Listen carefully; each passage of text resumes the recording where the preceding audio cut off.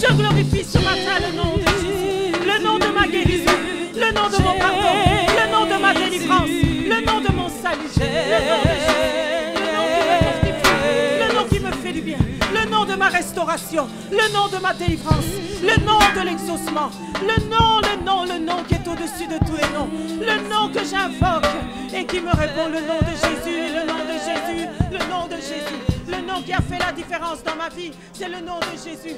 Le nom qui a fait la différence dans mon cœur, c'est le nom de Jésus. Le nom qui m'a franchi, c'est le nom de Jésus. Le nom par lequel le Père m'exauce, c'est le nom de Jésus. Le nom de Jésus, le nom de Jésus. Le nom devant lequel mes ennemis s'enfuient, c'est devant le nom de Jésus. Le nom devant lequel mes ennemis s'enfuient, c'est devant le nom de Jésus. C'est devant le nom de Jésus. Le nom par lequel j'ai la victoire, c'est par le nom de Jésus. C'est par le nom de Jésus que je reçois la victoire. C'est par le nom de Jésus que je reçois la libération. C'est par le nom de Jésus que les chaînes sont brisées. C'est par le nom de Jésus que les captifs sont libérés. C'est par le nom de Jésus. Oh, hallelujah. C'est par le nom de Jésus. Ce n'est que le nom de Jésus. Ce n'est que le nom de Jésus. Ce n'est que le nom de Jésus. Ce n'est que le nom de Jésus. Ce n'est que le nom de Jésus. Hey, le nom de Jésus.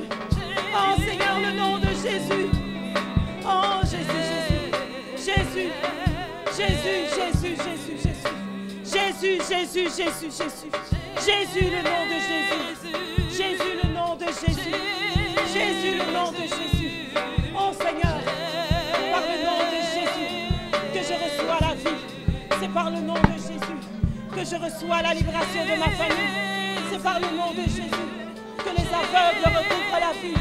C'est par le nom de Jésus. Ce n'est que par le nom de Jésus. Ce n'est que par le nom de Jésus.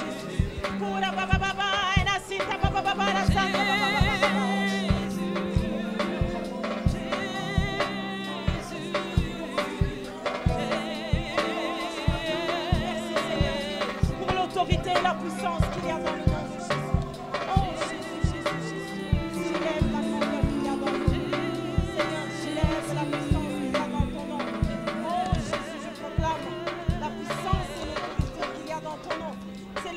Jésus qui libère, c'est le nom de Jésus qui guérit. Ce que le nom de Jésus, ce n'est que le nom de Jésus, ce n'est que le nom de Jésus, ce n'est que le nom de Jésus. Oh Seigneur, ce n'est que ton nom, ce n'est que par ton nom, ce n'est que par ton nom Seigneur, ce n'est que par ton nom, ce n'est que par ton nom Jésus, ce n'est que par ton nom Seigneur. Oh Jésus, ce n'est que par ton nom. Si nous avons la victoire, ce n'est que par ton nom. Si nous avons la puissance, ce n'est que par ton nom. L'exaucement de nos prières, Seigneur, ce n'est que par ton nom. Ce n'est que par ton nom, Seigneur, que les aveugles recouvrent la vue. Ce n'est que par ton nom. Ce n'est que par ton nom, Seigneur, que nos ennemis s'enfuient, Jésus. Ce n'est que par ton nom. Ce n'est que par ton nom, Seigneur, que nous pouvons nous tenir devant toi encore ce matin. Ce n'est que par le nom de Jésus. Ce n'est que par ton nom, Seigneur. Oh, Jésus, merci pour ton nom. Merci pour ton nom. Seigneur, merci pour ton nom. Jésus, merci pour ton nom. Jésus, merci pour ton nom. Oh, Seigneur, merci pour le nom de Jésus ce matin. Je te remercie, Seigneur, pour le nom de Jésus ce matin.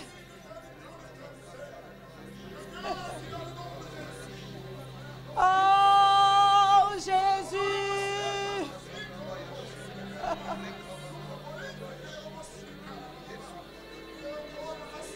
J'élève ton nom, Seigneur, ce matin. Alléluia. Oh, Jésus, Jésus, Jésus. Jésus, Jésus, Jésus.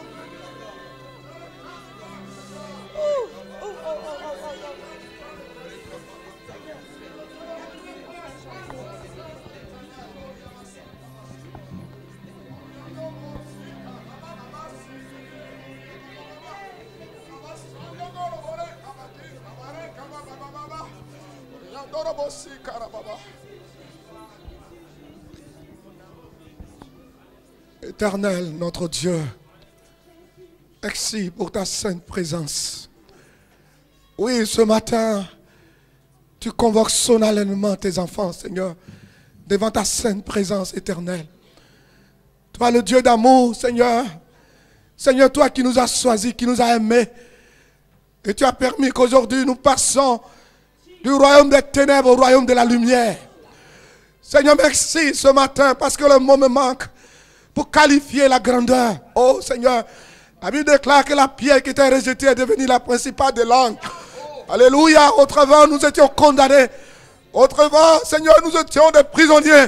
Mais il t'a plu, Seigneur, de nous racheter au prix de ton sang. Alléluia. Et ce matin, Seigneur, nous te sommes déclarés libres en ton nom, Seigneur.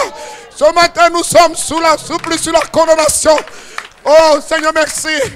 La Bible déclare qu'il n'y a plus de condamnation pour ceux qui sont en Jésus-Christ. Merci ce matin pour la liberté. Merci ce matin pour la victoire sur la vie de chacun de nous, Seigneur. Oui, Seigneur, les gens du monde cherchent la solution. Les gens se battent pour connaître la véritable solution. Mais la solution n'est nulle part ailleurs. Elle se trouve en toi, Jésus-Christ. Et tu as permis que nous puissions découvrir cette solution. Merci, Éternel, ce matin, pour ton peuple que tu édifies, notre Dieu. Merci parce que ce matin, une visitation puissante dans la vie de tes enfants. Une visitation d'autorité puissante pour renverser les forteresses, pour renverser les esprits méchants, pour le renverser toutes sortes d'oppositions qui peuvent empêcher tes enfants de rentrer dans la réalité de ta vision, Seigneur. Nous voulons contempler ta gloire ce matin. Nous voulons que ton règne descende, que la puissance de ton trône déverse dans la vie de chacun, que nos cœurs soient assujettis par la puissance, par le trône de l'Éternel des armées. Que la gloire te revienne ce matin. Oh Seigneur, merci ce matin pour ta divinité. Merci pour les cœurs qui sont visités. Merci pour la guérison ce matin dans le cœur. Merci des chaînes qui sont brisées en ce moment. Merci par les puissants des ténèbres qui sont écrasés. Merci par la foudre du Saint-Esprit qui descend sur ton église pour transverser, pour libérer le cœur des emprisonnements au nom de Jésus-Christ. Merci ce matin pour ton culte au nom de Jésus. Merci pour le monde entier qui célèbre aujourd'hui ce seul nom qui est au-dessus de tout nom. La Bible déclare que dans les cieux, sur la terre et sous la terre, il n'y a aucun autre nom par lequel nous puissions être sauvés. Mais c'est par ce précieux nom, ce nom glorieux, ce nom victorieux, ce nom de Jésus-Christ de Nazareth que nous glorifions ce matin et nous acclamons pour ta gloire et pour ton règne et pour ta victoire. Que ton nom soit célébré. À toi toute la gloire. Merci Seigneur. Louange à toi. Merci Jésus. Alléluia. Alléluia. Alléluia. Alléluia. Il est digne d'être élevé. Il est digne d'être adoré. Le Dieu de délivrance et le Dieu de majesté. Le Dieu de puissance et le Dieu de gloire. Est-ce que quelqu'un est prêt à acclamer le Seigneur ce matin dans sa maison? Alléluia. On y va. Oh, il est digne de nos acclamations.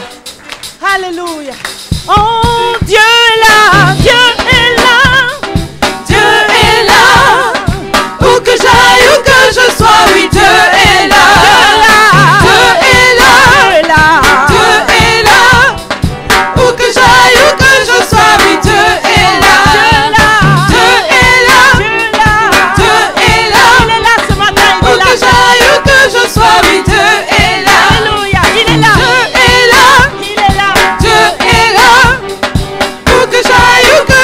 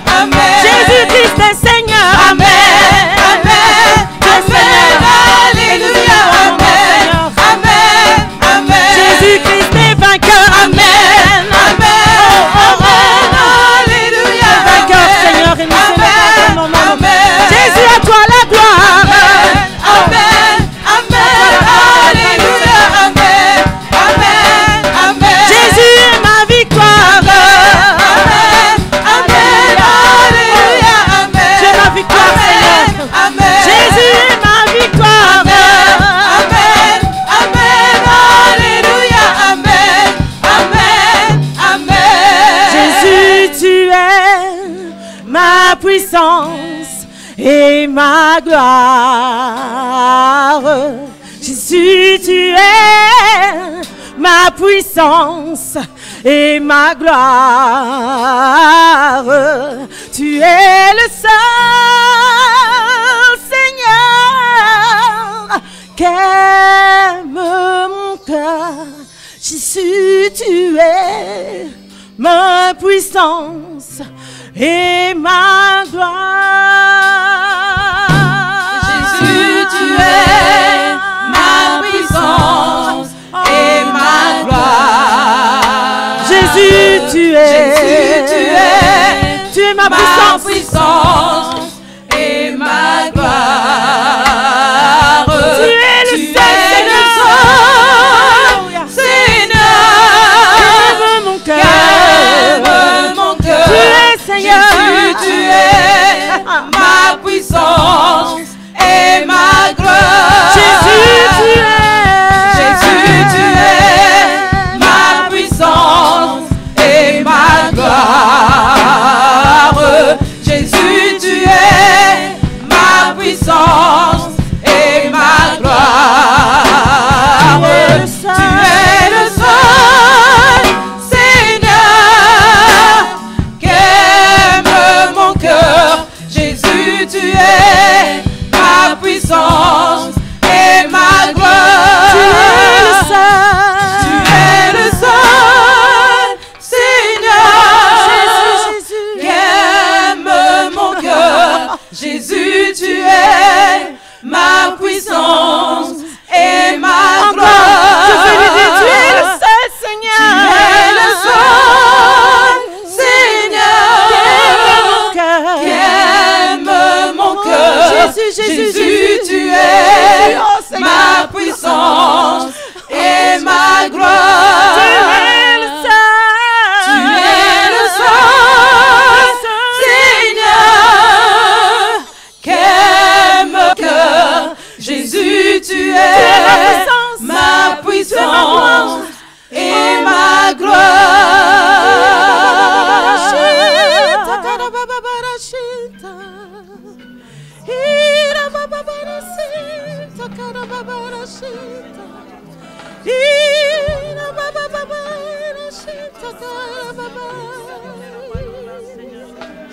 Tu es ma puissance. Oh Jésus, tu es ma gloire. Alléluia. J'invite le bishop pour la suite du programme. Oh Seigneur, tu es ma puissance. Et tu es ma gloire. Disons-lui encore avant la parole de Dieu que Seigneur, tu es tout pour moi. Tu es tout pour moi. Seigneur, c'est toi qui es ma puissance. C'est toi qui es ma gloire. C'est toi qui es ma délivrance.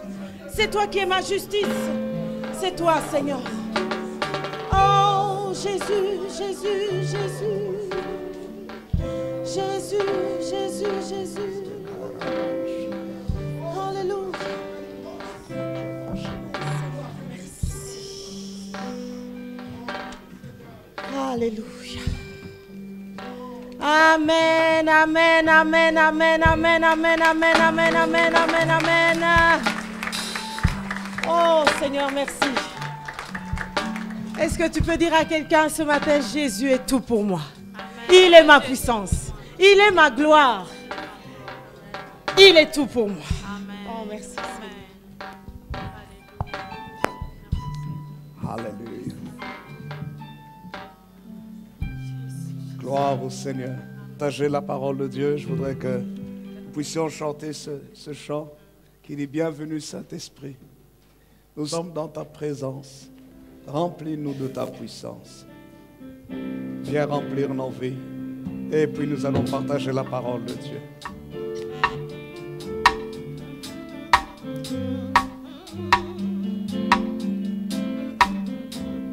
Bienvenue Saint-Esprit. Bienvenue Saint-Esprit.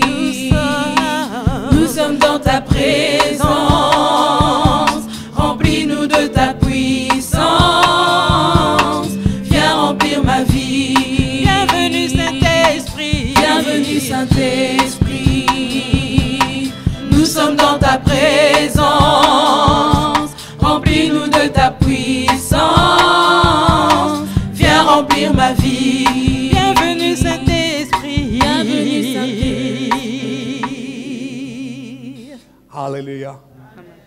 que nous puissions vraiment le chanter dans une attitude profonde d'adoration et d'appel du Saint-Esprit. Pas dans un esprit de louange, pas dans la louange, dans l'appel du Saint-Esprit, vraiment dans une attente profonde.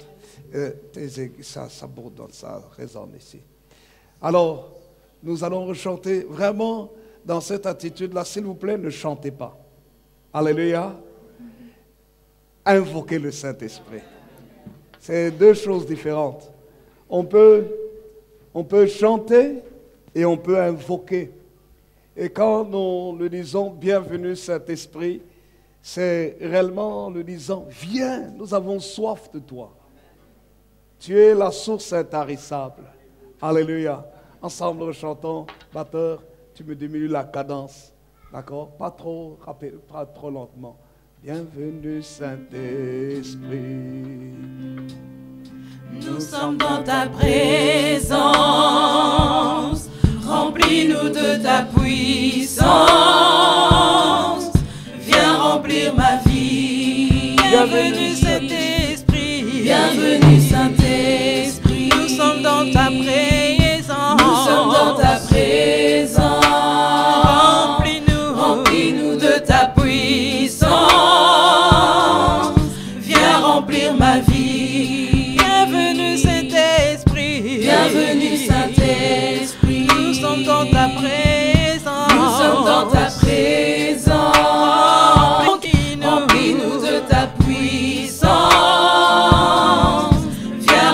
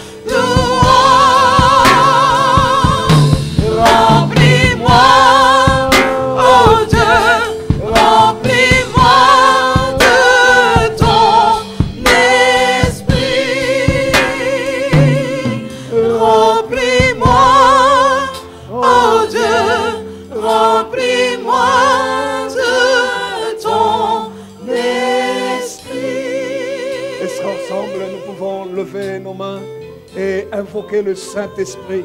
Invoquez l'Esprit de Dieu au milieu de nous. Alléluia. Gloire à toi, cher Saint-Esprit. Ô Esprit de Dieu. Alléluia. Alléluia.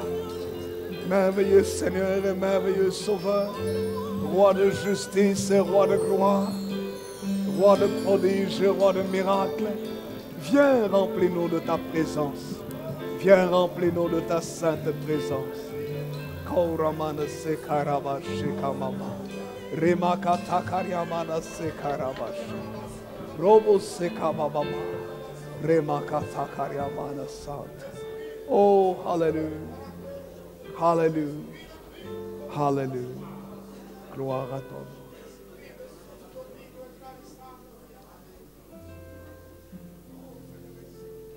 Ce matin, Seigneur, nous voulons recevoir ta parole. Et nous voulons te remercier parce qu'il est écrit dans tes saintes écritures que la vie se trouve dans ta parole. Et nous voulons recevoir cette vie qui se trouve dans ta parole. Voilà pourquoi je vous invite à prendre votre Bible dans le livre de Galates. Nous lirons la parole de Dieu ensemble dans Galates chapitre 5, le verset 22, où nous sommes en train de parler des fruits de l'Esprit. Galates chapitre 5, verset 22. Galates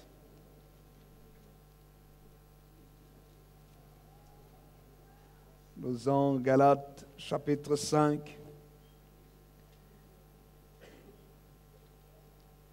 Nous allons lire ensemble Galates chapitre 5, verset 22. Nous lisons la parole de Dieu ensemble à haute voix. Lisons tous ensemble, je prie, lisons. Pour ceux qui n'ont pas de Bible, cela est projeté ici devant. Galates 5, 22, nous lisons. 1, 2, 3. Mais le fruit de l'Esprit, c'est l'amour, la joie, la paix, la patience, la bonté, la bienveillance, la foi, la douceur, la maîtrise de soi. La loi n'est pas contre ces choses. Amen. On nous parle du fruit de l'Esprit, le fruit de l'Esprit. La semaine dernière, nous avons vu ensemble que le Seigneur veut effectivement, nous avons vu ensemble que le Seigneur veut que nous soyons remplis de son fruit, le fruit de l'Esprit. Parce que le fruit de l'Esprit est ce qui caractérise un enfant de Dieu. Et ce fruit de l'Esprit est constitué de plusieurs caractéristiques. La première caractéristique dont l'apôtre Paul nous parle ici, c'est l'amour. L'amour. Paul dit, mais le fruit de l'Esprit, c'est l'amour. L'amour fait partie du caractère même de Dieu. Nous en avons parlé la semaine dernière, où nous avons vu ensemble dans l'épître de Paul aux Romains, au chapitre 5, le verset 5, où il est écrit ceci, « Or l'espérance ne trompe point, parce que l'amour de Dieu est répandu dans nos cœurs par le Saint-Esprit qui nous a été donné. » Donc l'Esprit de Dieu répand dans le cœur des hommes l'amour de Dieu, l'amour. Je voudrais continuer là-dessus sur le fruit de l'Esprit. Qu'est-ce qui caractérise un vrai chrétien? La première chose, effectivement, c'est l'amour. Et quand vous lisez, vous allez constater que lorsque Paul parle de ce fruit dans Galates au chapitre 5, il commence d'abord par l'amour. Et ensuite, le deuxième fruit, c'est la deuxième composante du fruit de l'Esprit, c'est la joie. Et puis la paix, la patience, la bonté, la bienveillance, la foi, la douceur, la maîtrise de soi, pour terminer. Vous savez, dans la parole de Dieu, les choses ne sont pas mises au hasard, mais même la séquence des choses nous enseigne beaucoup de choses. C'est là que nous voyons que le fondement même de tout ce qui va suivre, c'est d'abord l'amour. La base même, c'est d'abord l'amour. Pourquoi? Parce que quand vous lisez la définition de Dieu lui-même dans 1 Jean, au chapitre 4, le verset 8, je voudrais que nous puissions lire cela. 1 Jean chapitre 4, verset 8, regardez ce qu'il est écrit dans la parole de Dieu. J'aime ce passage. Non, il est projeté ici devant. 1 Jean 4, 8, regardez, vous pouvez le lire dans la Bible. D'ailleurs, si vous ne l'avez jamais souligné dans votre Bible, soulignez-le dans votre Bible. Soulignez ce passage. Il est écrit, 1 Jean chapitre 4, verset 8, lisons ensemble 1, 2, 3. Celui qui n'aime pas n'a pas connu Dieu, car Dieu est d'amour. Celui qui n'aime pas n'a pas connu Dieu. Donc quelqu'un ne peut pas dire qu'il est un vrai chrétien s'il n'aime pas. Non, ce n'est pas possible. Ce n'est pas possible de dire que je connais Dieu. C'est-à-dire j'ai une relation avec Dieu sans manifester l'amour. Ce n'est pas possible. Pourquoi? Parce que la nature même de Dieu, c'est un Dieu d'amour. C'est un Dieu d'amour. Alléluia. Oh, c'est un Dieu d'amour. Et nous avons vu que l'amour de Dieu, justement, consiste non pas en ce que nous avons aimé Dieu le premier. Le verset 10, 1 Jean 4, 10 nous dit, et cet amour consiste non point en ce que nous avons aimé Dieu, 1 Jean chapitre 4, verset 10, mais non pas en ce que nous avons aimé Dieu, mais en ce qu'il nous a aimés et a envoyé son Fils comme victime expiatoire pour nos péchés. Vous voyez, l'amour de Dieu, c'est que Dieu nous a aimés le premier. Et il a envoyé son Fils comme une victime pour effacer, pour payer nos fautes, expier nos péchés. Et c'est ça, l'amour de Dieu. Il consiste en ce que Dieu nous a aimés le premier. Et dans Jean chapitre 3, verset 16, il est écrit dans les Saintes Écritures, « Car Dieu a tant aimé le monde. » Qu'est-ce qu'il a fait? Il a tellement aimé qu'il a donné son Fils unique, afin que quiconque croit en lui ne périsse point, mais qu'il ait la vie éternelle. Donc Dieu nous aime tellement, il a tellement aimé l'humanité, qu'il n'a pas voulu que les hommes puissent aller en enfer, parce que l'enfer est une réalité. Ce n'est pas une fable. Écoutez-moi bien, ce n'est pas tous ceux qui meurent qui vont au ciel. Non, c'est un mensonge, c'est une croyance qui est répandue et que le diable aime répandre pour que les hommes vivent comme étant leur propre Dieu. Que les hommes vivent sans loi ni Dieu et ils croient que quand ils vont mourir, Dieu est tellement amour que Dieu va les laisser venir au ciel. C'est faux. Parce que Dieu n'est non seulement un Dieu d'amour, mais c'est un Dieu juste. C'est pour ça que la Bible nous parle dans Romains au chapitre 5 et l'épître de Paul aux Romains. Il nous parle de la justification, c'est-à-dire être déclaré non coupable. Et l'apôtre Paul aux Romains dit clairement que tous ont péché et sont privés de la gloire de Dieu. Quand vous lisez dans Romains chapitre 3, verset 23, Romains 6, 23, on nous parle de cela, que le salaire du péché, c'est la mort. Mais le don gratuit de Dieu, gratuit, tu n'as pas à payer. Le don gratuit de Dieu, c'est la vie éternelle en Jésus-Christ. Mais maintenant, il faut comprendre pourquoi Jésus est mort. Jésus est mort à cause du péché des hommes sur la croix. Jésus est mort sur la croix à cause du péché de l'humanité. Pourquoi est-il mort pour le péché? Mais parce que le péché sépare l'homme de Dieu. Le péché empêche l'homme d'accéder auprès de Dieu. La colère de Dieu se manifeste contre le péché. Dieu est en colère contre le péché des hommes. Et à cause de cela, au lieu de punir toute l'humanité entière, Dieu lui-même a voulu punir son propre Fils, qui n'avait pas de péché, qui n'a jamais commis de péché.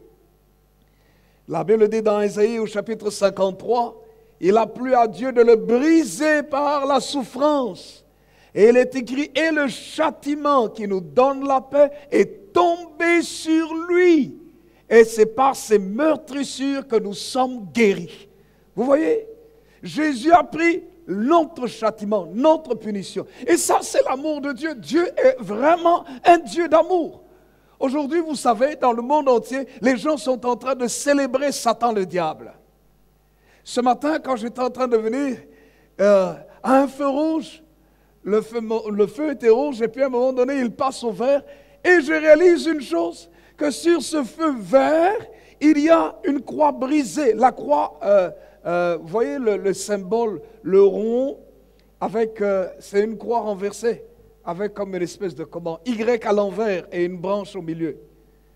Beaucoup de gens ne savent pas. Certains croient que c'est le symbole, entre guillemets, de la paix, peace and love. Ce symbole-là, peace and love. Non, c'est le symbole de l'Antéchrist. Ça symbolise une croix, la croix brisée et les branches. Vous voyez les branches parallèles de la croix cassées. C'est pour dire que c'est pour dénier la valeur de la croix. Et c'est pour ça que vous voyez le Y, c'est comme ça, Y, mais renversé, mais c'est renversé. C'est cette croix, la croix de Jésus qui a été renversée, symbole de l'Antichrist, en disant, la croix n'a pas de valeur. Alors je vois ce signe-là, et beaucoup de gens utilisent ce signe, oh, peace and love, Satan est un menteur et un voleur. Ce n'est pas lui qui donne la vraie paix. Et aujourd'hui, il y a beaucoup de gens qui viennent et qui s'amusent, qui se déguisent en diable, et qui sont heureux d'appeler leurs enfants des petits démons. Et quand ils disent que quelque chose d'extraordinaire, vous savez comment les gens disent cela? Oh, c'est d'enfer. N'est-ce pas? Oh, une musique d'enfer. Une soirée d'enfer. Oh, elle a une beauté diabolique.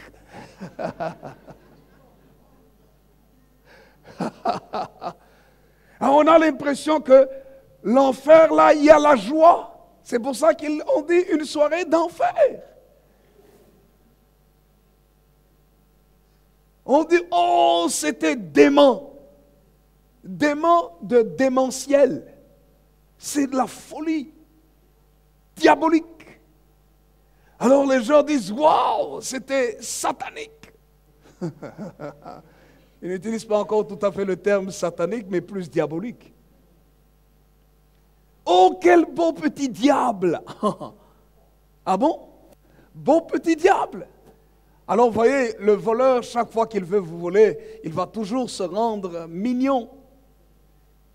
Et ça, c'est le travail de Satan. Croire, faire croire qu'auprès de lui, il est bon d'être, il est bon de vivre.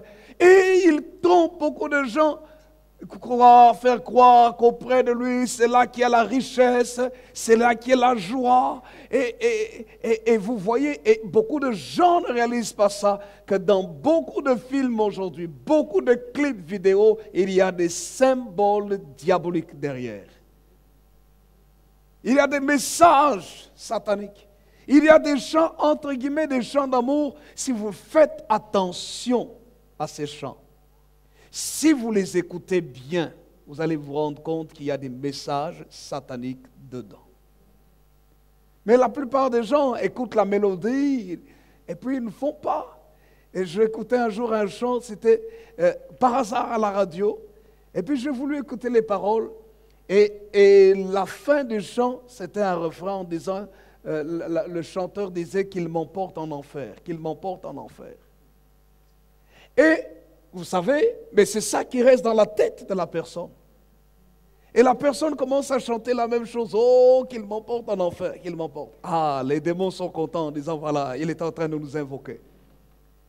Et la personne ne comprend pas pourquoi il y a des choses bizarres qui commencent à venir dans son cœur.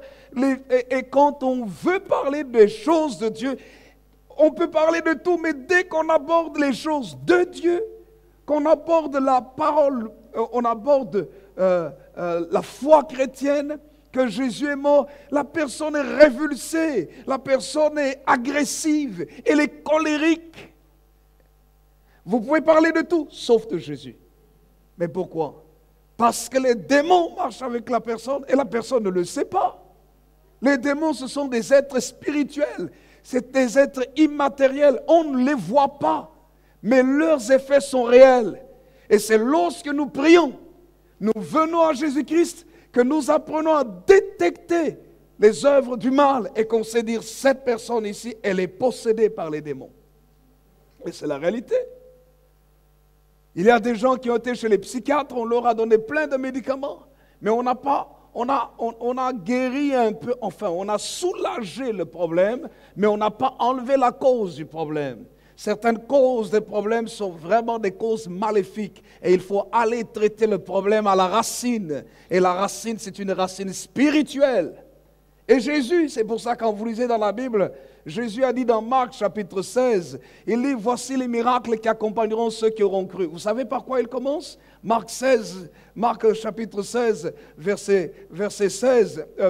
à partir du verset 16, il dit, celui qui croira et qui sera baptisé sera sauvé, mais celui qui ne croira pas sera condamné. Le verset 17, il dit, voici les miracles qui accompagneront ceux qui auront cru. Il dit, en mon nom, ils chasseront les démons. Pourquoi? Les démons sont des séducteurs, les démons sont des menteurs, les démons sont ceux qui tordent le sens de la vérité. Et les démons ont enseigné, la Bible parle des doctrines démoniaques, des enseignements des démons. Et parmi les enseignements démoniaques qui sont véhiculés ici en Occident, c'est que Dieu a abandonné le monde.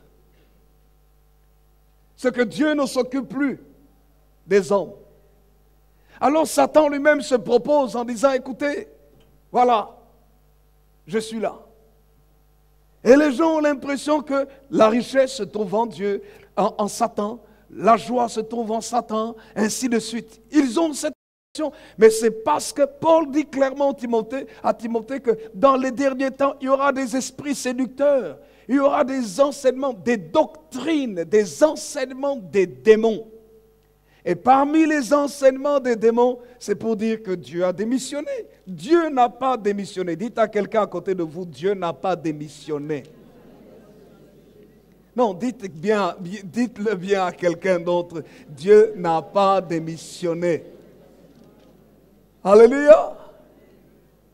Oui, c'est ce qui est écrit. Paul dit dans 1 Timothée, chapitre 4, verset 1er. Regardez ce qu'il est écrit. Et c'est pour ça que nous devons enseigner sur les fruits de l'esprit. 1 Timothée chapitre 4, verset 1er, la Bible dit ceci. Mais l'esprit dit expressément, regardez ce qu'il est écrit. 1 Timothée 4, verset 1er. Mais l'esprit dit expressément que dans les derniers temps, quelques-uns abandonneront la foi pour s'attacher à, qu'est-il écrit? Des esprits séducteurs et à des doctrines de démons, c'est-à-dire des règles de conduite démoniaque. C'est ça une doctrine. Une doctrine, c'est une règle de conduite. C'est un enseignement qu'il faut appliquer. Et c'est là que la Bible dit ici que certains vont abandonner la foi pour s'attacher à des doctrines des démons, à des esprits séducteurs. L'esprit, c'est immatériel, mais ça touche notre cerveau, ça touche nos émotions, ça touche notre personnalité, notre être profond.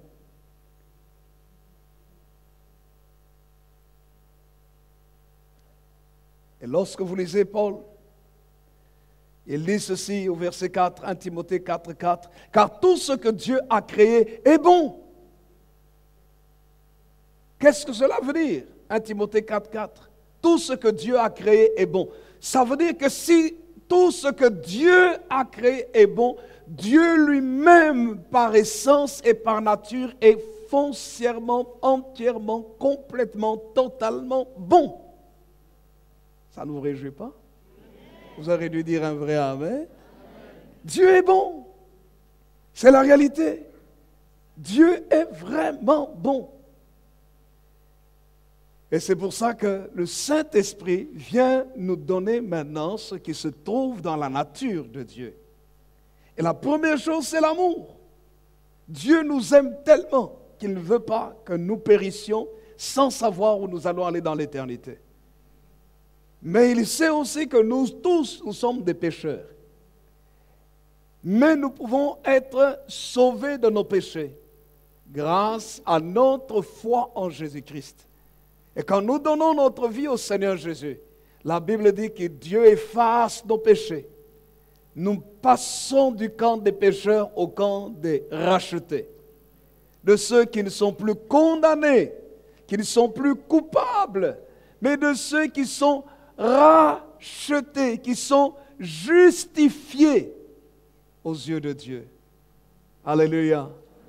Qui sont déclarés justes, non pas à cause de nous-mêmes, mais à cause du sacrifice de Jésus à la croix. Il a pris nos fautes, il a été condamné à notre place pour que nous soyons déclarés non coupables. Quelle grâce! C'est pour ça que j'aime beaucoup le Seigneur Jésus. Il n'y a personne qui est mort pour l'humanité. Personne. Pour les hommes, avant lui, durant son époque et après lui, il n'y a personne. Faites le tour de toutes les religions, il n'y a personne. Il y a des bonnes choses dans les différentes philosophies et religions. Et vous allez voir que la plupart des philosophies et religions exigent aux hommes de faire leur effort d'abord pour être sauvés, pour être acceptés par la divinité. Mais la Bible nous montre dans le christianisme que Jésus est mort une seule fois pour toute l'humanité. Quelle grâce! Ça ne vous réjouit pas? Mais quand on saisit ça, vous savez, quand vous saisissez cela, vous comprenez que Jésus est mort pour vous. Alors vous ne craignez rien. Vous savez que si vous mourrez, vous allez auprès de Dieu. Mais aussi, ça affecte votre vie sur la terre. Pendant que vous êtes vivant sur la terre, vous voulez ressembler à votre Dieu. Vous voulez ressembler à votre Sauveur, Jésus-Christ. Vous voulez être rempli de sa présence, être en communion avec lui. Et c'est la raison pour laquelle dans les Saintes Écritures, la Bible nous parle du fruit de l'Esprit. La première chose, l'amour. Tout chrétien véritable doit être un homme, une femme rempli d'amour. Pas quelqu'un qui vient à l'église. D'abord, c'est bien de venir à l'église. C'est le moyen. Le Seigneur veut que nous puissions nous attacher à lui, nous rencontrer dans la communauté, invoquer son nom, prier ensemble, recevoir l'enseignement de la parole de Dieu, comprendre la Bible, comprendre ces saintes Écritures, comprendre qui est Dieu. Mais c'est un équipement que Dieu nous donne pour notre vie de tous les jours.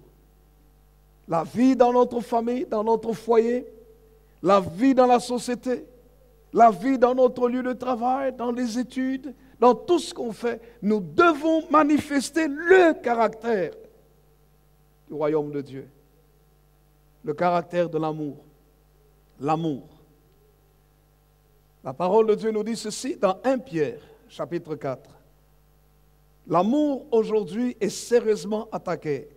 Je parle pendant 3 minutes de l'amour avant de passer au deuxième point, au deuxième élément du fruit, qui est la joie. Mais l'amour est la base, c'est le fondement même. 1 Pierre chapitre 4, les 7 premiers versets. Je voudrais que nous puissions lire ensemble. 1 Pierre 4, le verset 1 jusqu'au verset 7. Lisons la parole de Dieu ensemble. Lisons à haute voix. 1 Pierre 4, 1 à 7. Lisons tous ensemble, je vous prie. Lisons. Non, 1 Pierre 4, 1 à 8, excusez-moi. 1 Pierre 4, verset 1er jusqu'au 8e verset. Lisons ensemble la parole de Dieu. Lisons. Ainsi donc, Christ ayant souffert dans la chair, vous aussi armez-vous de la même pensée.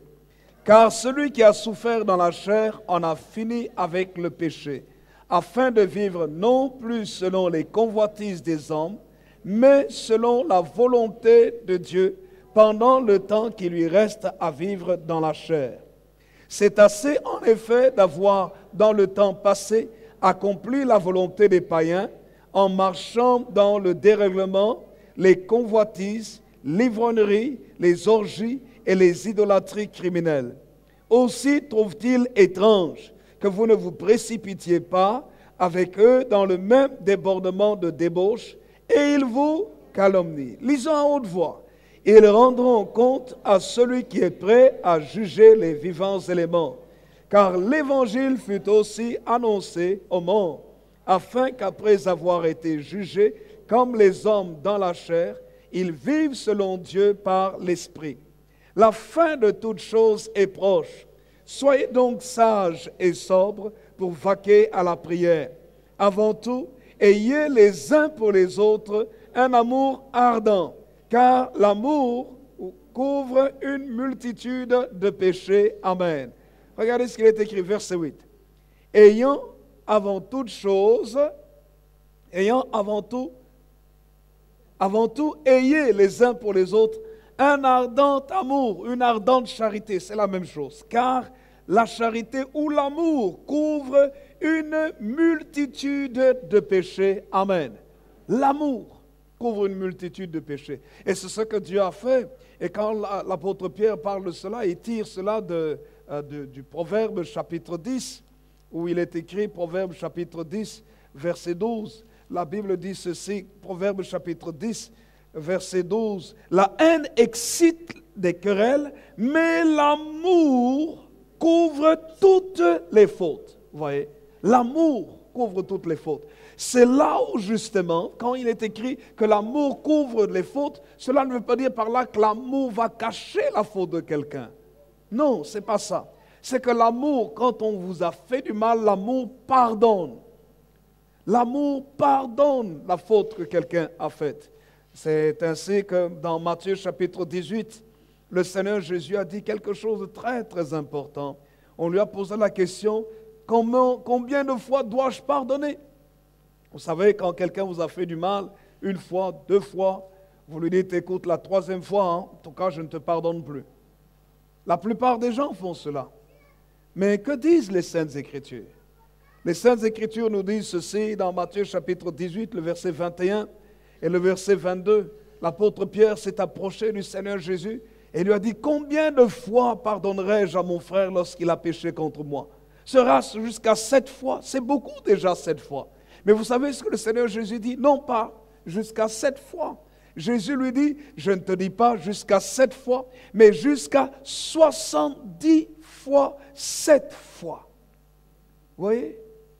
70 fois 7 fois, au moins 490 fois. Tu dois pardonner. Quelqu'un te fait du mal, pardonne. Il te fait encore du mal, pardonne. Il te fait encore du mal, pardonne. Pardonne, pardonne et pardonne. En d'autres termes, ça veut dire par là que le pardon, la vie du pardon doit être un style de vie. Quelqu'un peut dire un vrai amen. Ça doit être un style de vie que l'on incorpore en soi. Ça veut dire qu'on doit aimer et croire, ou aimer et aider peut-être la personne à changer, aider la personne à ne plus refaire la même chose. C'est ça, l'amour. L'amour, croire que la personne qui demande pardon, même s'il ne change pas tout de suite, un jour, elle pourra changer. Il y a des gens qui ne se sont jamais pardonnés et à cause de cela, ils se sont séparés. Des familles se sont déchirées par manque de pardon. Même des chrétiens se sont séparés les uns des autres, se sont regardés en chair de faïence, se sont regardés comme des adversaires. Pourtant, ils prient le même Dieu. Et pourtant, ils croient qu'ils vont aller au ciel. Mais étant sur la terre, dans la même ville, ils ne se fréquentent pas. Dans la même ville, ils se connaissent. Mais quand ils se rencontrent dans la rue, chacun fait semblant de ne pas voir l'autre. Ce n'est pas l'amour, ça.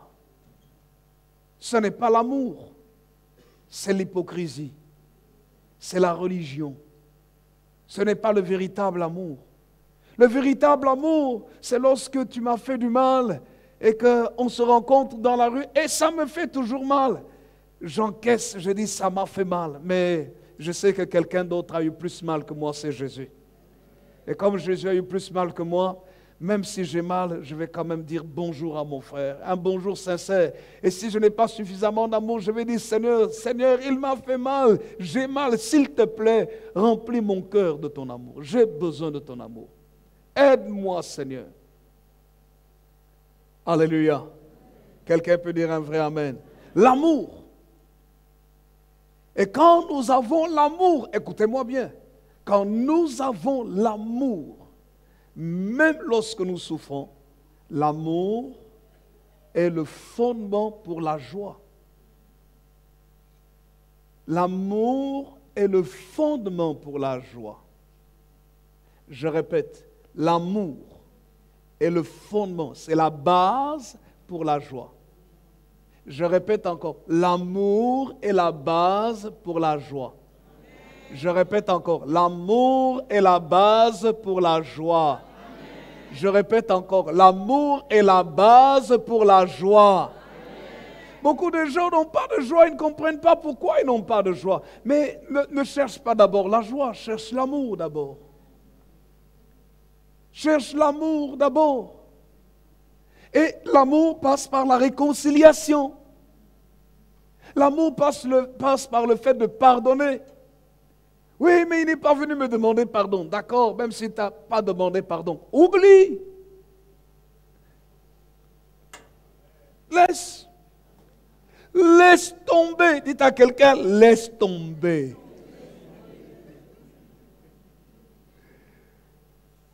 Alléluia. Laisse tomber. Oui, mais il y a tel jour-là, et il m'a parlé de cette manière. Il y a tel jour-là, ça fait 6 mois. Et tu restes dans ta pensée de ce qu'on t'a fait il y a 6 mois. Laisse tomber. Alléluia. Dis à quelqu'un à côté de toi, laisse tomber. Laisse tomber. Oui, mais ce jour-là, la façon dont elle m'avait parlé, elle m'a humilié publiquement. Mais ceux qui sont là avec toi ne se rappellent même pas de ce qui s'est passé. Toi, laisse tomber. Oublie. Laisse passer. Parce que le plus important, frères et sœurs, ce n'est pas notre droit, notre raison. Écoutez-moi bien. Le plus important, ce n'est pas notre droit, notre raison, c'est notre relation. Je répète. Le plus important n'est pas notre droit, notre raison, c'est notre relation. Je répète encore. Le plus important, ce n'est pas notre droit, notre raison, mais c'est notre relation. Je répète encore. Le plus important n'est pas notre droit, notre raison, mais notre relation. Je répète encore. Le plus important, ce n'est pas notre droit, notre raison, c'est relation. C'est la relation qui est plus importante. Écoutez-moi bien, vous pouvez avoir raison et la relation se casse. En quoi avez-vous gagné? Oui, mais j'ai eu raison. Ok, d'accord, j'ai eu raison. D'accord. Oui, mais il m'a fait ceci, il m'a fait cela. Oh, d'accord. Non, il doit absolument me demander pardon. Oui, mais ça fait longtemps. C'est pas grave. Tant qu'il ne m'a pas dit pardon, je n'oublie pas. Ok, d'accord. Et puis tu viens, oui, et vous faites une réunion. Papa, vous discutez. Non, tu sais, je n'ai pas voulu dire ceci, cela. Oui, mais tu ne m'as pas demandé pardon. Tu te rappelles pas, tu ne m'as jamais demandé pardon. Ok, d'accord, tu sais, je te demande pardon. Ah, on est content d'avoir reçu le mot pardon. Mais l'autre ne vous fréquente plus. Vous avez gagné? Vous n'avez pas gagné. L'autre est refroidi dans son cœur. L'autre dit, j'ai demandé pardon, mais entre lui et moi, elle et moi, c'est fini. Chacun son chemin. Tu n'as pas gagné. C'est pour ça qu'il y a des moments, laisse tomber, point, c'est tout. Oui, mais il a fait ça 10 fois. Ok, c'est pas grave. Qu'est-ce qui est le plus important? C'est la relation. C'est la relation. C'est la relation. C'est la relation. C'est la relation. C'est la relation. C'est pas autre chose, c'est la relation. Vous savez pourquoi? Parce que Dieu lui-même est un Dieu de relation. Dieu n'aime pas briser les relations. Quand l'homme a péché contre son Créateur, la Bible nous montre que Dieu lui-même, la relation avait été brisée par l'homme, mais Dieu vient pour établir la relation. Et Adam, où es-tu? Adam, où es-tu? Adam dit non, j'ai vu que j'étais nu et je me suis caché. Dieu lui dit donc, tu as mangé le fruit dont je t'avais donné l'ordre, tu n'en mangeras point. Oh non, ce n'est pas moi, c'est la femme. Vous voyez? Qui vient pour établir la relation? C'est Dieu. Mais qui était lésé le plus là-dedans? C'est Dieu. C'est pas l'homme d'abord. Il fait confiance à l'homme. Il lui donne tout. Il lui dit, écoute, je te donne tout gratuitement. Je te donne la vie gratuitement. Ma présence gratuitement. Le paradis gratuitement. Tu n'as fait aucun effort. Tu n'as rien créé. Je te donne ça. Et tout ce que je te demande, c'est une chose seulement. Ne mange pas de ce fruit-là. Le jour où tu en mangeras, toi et moi, ça n'ira pas. Tu vas mourir. C'est-à-dire, tu vas cesser d'avoir cette relation avec moi. Et Adam va et mange. Qui est lésé? Mais Dieu dit, j'ai fait tout ça pour toi et voilà ce que tu me donnes en retour.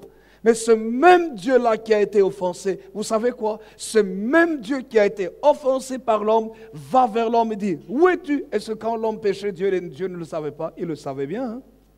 Il le voyait. Et s'il ne le savait pas? Il le savait. Il est le Dieu omniscient. Il connaît tout.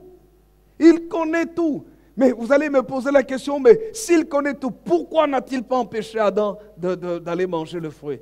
Mais parce que c'est un Dieu de liberté. Il veut que nous soyons libres, que nous puissions nous attacher à lui librement. L'amour inclut automatiquement la liberté. Ce n'est pas la dictature. Tu n'es pas obligé de m'aimer. Mais tu dois choisir de m'aimer. Volontairement. Et c'est ça, ce Dieu-là. Il a laissé Adam commettre le péché. Le mal est arrivé. Dieu savait. Mais c'est son amour. C'est l'amour de la liberté. Il a permis tout cela. Mais c'est le même Dieu plein d'amour qui vient vers Adam et Ève. C'est le même Dieu plein d'amour qui voit leur misère. C'est le même Dieu plein d'amour qui tue le premier animal. La mort n'existait pas dans le jardin d'Éden, frères et sœurs. Aucun animal ne connaissait la mort. La mort n'existait pas. Mais Dieu, par amour pour l'homme, tue. Dieu lui-même tue. La mort n'existait pas. Les animaux ne savaient pas ce que c'était mourir. Mais le Créateur est obligé de tuer des animaux, d'enlever la peau des animaux et d'en faire des vêtements pour couvrir la nudité de l'homme. Alors quelqu'un va dire, Dieu ne nous aime pas. Dieu est tellement amour. C'est lui qui toujours fait le premier pas vers l'homme. Pourquoi est-ce qu'il fait cela? Il fait tout cela parce que pour lui, le plus important, ce n'est pas le fait d'être lésé ou d'avoir raison. Mais ce que Dieu cherche, c'est de maintenir une relation avec l'être humain. Parce que Dieu est un Dieu de relation. Et il veut de la même manière que quand nous acceptons Jésus-Christ dans notre cœur comme Seigneur et Sauveur, nous puissions considérer l'importance de la relation. C'est pour ça que, écoutez-moi bien, l'amour fait attention à la manière dont on parle aux autres. Il faut faire attention.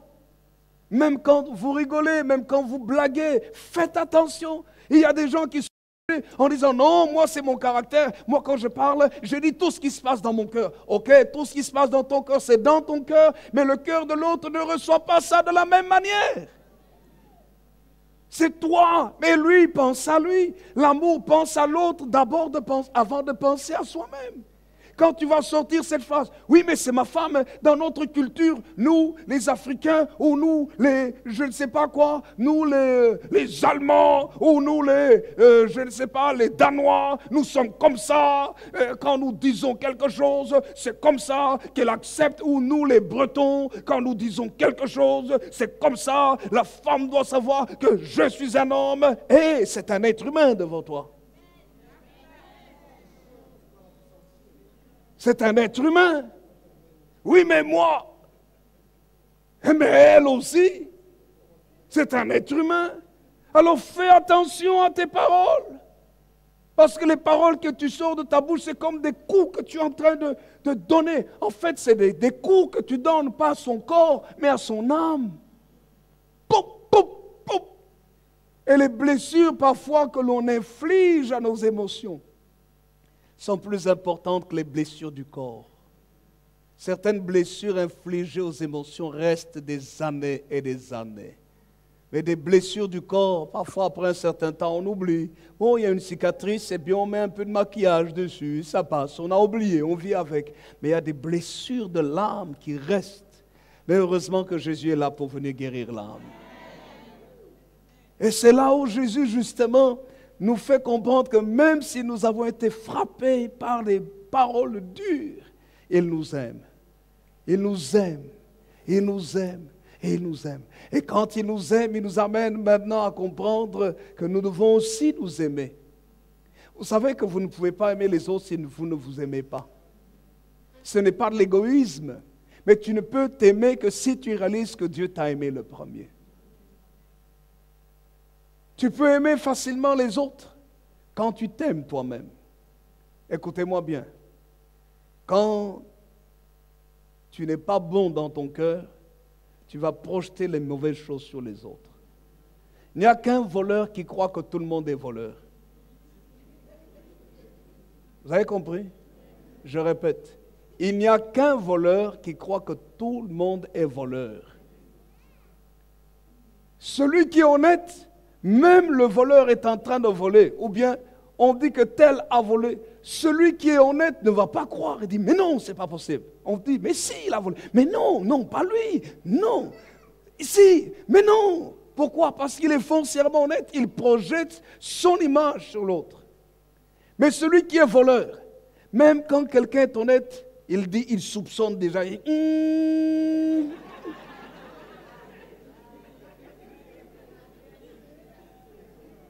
Mais c'est parce qu'il projette sa propre nature. Quand vous voyez quelqu'un qui ne croit jamais ce qu'on lui raconte, on lui dit, mais tu sais, tel a fait ceci, il a travaillé, il a eu ceci dans sa vie, et qu'il dit, moi je ne crois pas. Lui-même, c'est un menteur. C'est que lui-même, beaucoup projettent leur propre image. Il faut faire attention quand quelqu'un vous raconte une histoire. Il faut faire attention. Quand quelqu'un vous raconte une histoire, examinez d'abord sa propre vie. Et vous allez dire, non, ce que tu es en train de dire là, sur tel autre là, c'est pas elle, c'est d'abord toi. Oui, mais tu sais, il paraît que, surtout dans les il paraît que.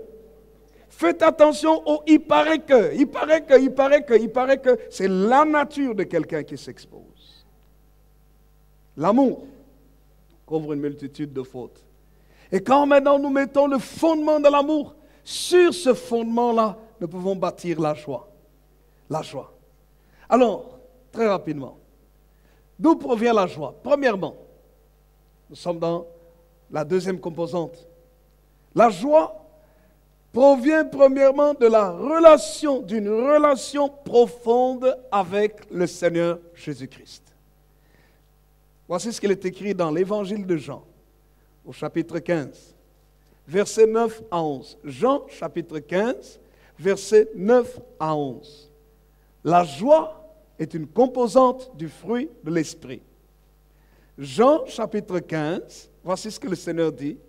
Jésus, notre Seigneur, nous parle, Jean, chapitre 15, verset 9 jusqu'au verset 11. Jean 15, 9 à 11. Lisons tous à haute voix, je prie. Lisons Jean, chapitre 15, verset 9 jusqu'au verset 11. Lisons. 1, 2, 3. Comme le Père m'a aimé, je vous ai aussi aimé. Demeurez dans mon amour. Si vous gardez mes commandements, vous demeurerez dans mon amour, de même que j'ai gardé les commandements de mon Père et que je demeure dans son amour. Dis ces choses afin que ma joie soit en vous et que votre joie soit parfaite. N'est-ce pas? Mais par quoi le Seigneur a-t-il commencé avant de parler de la joie? Quelqu'un peut-il me dire? Par l'amour. Regardez, relisons ensemble. Relisons 1, 2, 3. Comme le Père m'a aimé. Stop. Comme le Père. Donc nous voyons, le Père ici, c'est Dieu. Le Père m'a aimé. Vous voyez, Dieu m'a aimé. Et Jésus dit, comme le Père m'a aimé. Nous continuons à la suite. Je vous ai aussi aimé. Donc Jésus nous aime. Et qu'est-ce qu'il veut? Troisièmement, il dit, demeurez dans mon amour, demeurez dans mon amour. Maintenant, comment est-ce que vous allez habiter dans l'amour du Seigneur? Écoutez-moi bien, vous ne pouvez pas demeurer dans l'amour de quelqu'un sans connaître les exigences de cette personne-là. C'est-à-dire, vous devez savoir comment la personne pense, ce qu'elle aime, ce qu'elle n'aime pas, ce qu'elle désire, ce qu'elle ne désire pas. Et c'est pour ça que le Seigneur dit ici, si vous gardez mes commandements, n'est-ce pas? Lisons ensemble, 1, 2, 3. Si vous gardez mes commandements, vous demeurerez dans mon amour. Amen. Si vous gardez mes commandements, vous demeurerez dans mon amour. Cela veut dire par là que si quelqu'un veut demeurer dans l'amour de Dieu, il doit lire la Bible. Il doit connaître la parole de Dieu. Beaucoup de gens, écoutez-moi bien, beaucoup de gens sont des rêveurs, des doux rêveurs. On rêve de l'amour parce qu'on a la sensation, le sentiment d'euphorie, de bien-être. Oh non, je sens que Dieu m'aime. Mais on ne se comporte pas toujours comme Dieu voudrait. Et puis un jour, on prie et la réponse ne vient pas. Les situations ne changent pas. Et on commence à dire, mais ce n'est pas possible. Où est Dieu là-dedans? Écoutez-moi bien. L'amour est non seulement un sentiment, mais l'amour est aussi une exigence. Ça veut dire par là que vous êtes dans un foyer. Vous êtes 2 personnes, vous vous aimez. Monsieur et madame. Mari et femme. Ou même avant d'être mari et femme, vous êtes fiancés. Le jeune homme ou l'homme et la femme. Vous êtes fiancés. Ou même avant de vous fiancer, vous commencez à vous fréquenter. Mais pour que l'amour naisse entre 2 personnes, entre un homme et une femme, mais il y a une certaine façon d'être. Il faut apprendre à connaître l'autre. Il y a un code de conduite qu'il faut respecter. Vous allez venir parce que dans votre village, quelque part en Afrique, quand vous devez parler à une femme, tu viens et tu lui dis, je t'aime toi, viens ici. Mais je vous assure, à certains endroits, c'est comme ça. C'est la réalité. Vous allez dire ça? Mais en Occident, quelqu'un, tu viens dire à une femme, toi je t'aime, hein? Tu lui dis ça, je t'aime, toi, viens ici, moi je vais t'épouser. Elle va te dire, tu es fou, toi. Je suis une marchandise pour me parler comme ça. C'est ce qu'elle va te dire. Même si tu l'aimes réellement.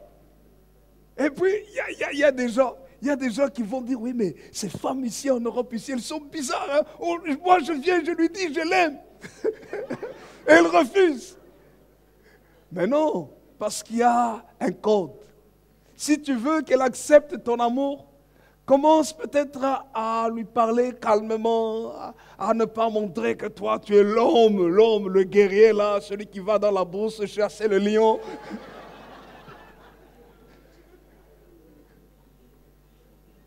Non, diminue un peu. Montre-lui que bon, c'est la gazelle là, même si tu es chasseur de lions, mais c'est la gazelle, laisse-la courir un peu. Alléluia. Élève-la. Et puis après, montre-lui par des petites choses, des intentions. Tiens, je voudrais te voir. Et quand elle parle, écoute-la. Ne sois pas toujours en, tu sais, moi je fais ceci, je fais cela, je fais ceci. Tu parles, pendant 2 heures, tu as parlé, elle est là, elle écoute. Et puis tu dis, ah. Non, elle va te fuir. Et tu vas être étonné, dis, mais je lui déclare tout mon amour. Oui, mais tu as parlé combien de temps? Mais j'ai parlé tout le temps.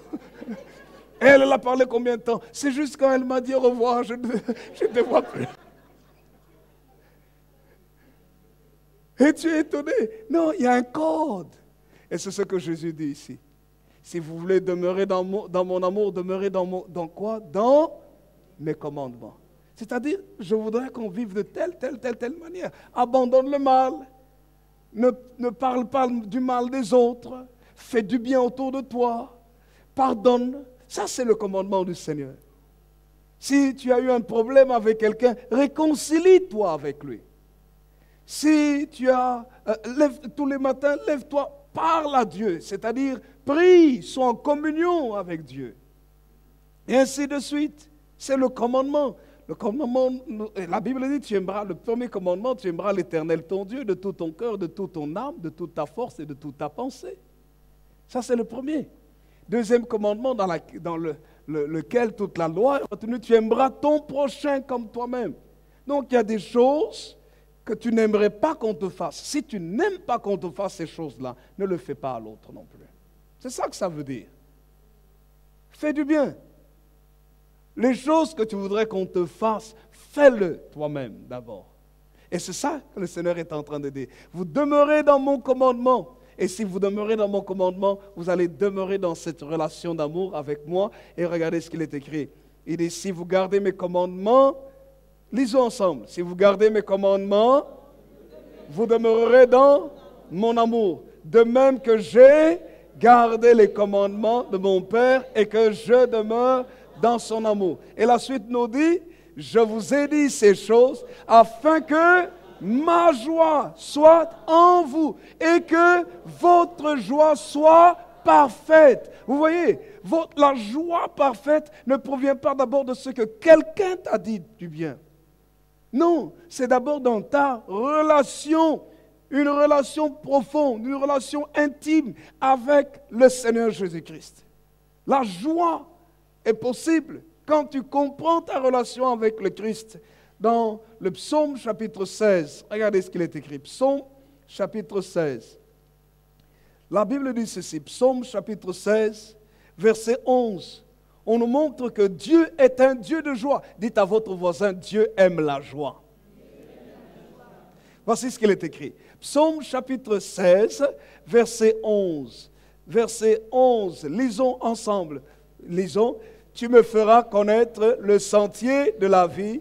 Il y a d'abondantes joies devant ta face, des délices éternelles à ta droite. Vous voyez, il y a d'abondantes joies devant la face de Dieu. C'est pour ça que quand David écrit ce psaume, il dit « Garde-moi, ô Dieu, car je cherche en toi mon refuge. » Il veut dire par là, je veux demeurer en toi, mon Dieu. Comme Jésus dit, demeure en moi. Et David dit, je veux demeurer en toi, car je cherche en toi mon refuge.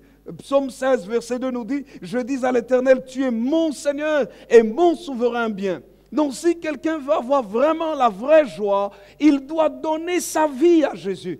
Vous savez, tous les vendredis soirs, les samedis soirs, les jeunes gens vont en boîte de nuit. Et certains croient que la joie vient par l'alcool. Mais bien souvent, des catastrophes sont nées après cette joie éphémère. Seigneur, et merci de bénir ainsi aussi ton Église, chaque enfant de Dieu, chaque personne. Seigneur, que tu te souviennes de chacun et chacune. J'évoque la puissance et l'autorité du Saint-Esprit dans la vie de mon frère, dans la vie de ma sœur, au nom de Jésus-Christ. Soyez bénis. Amen. Amen. Que le Seigneur vous bénisse. Seigneur vous bénisse. Seigneur vous bénisse.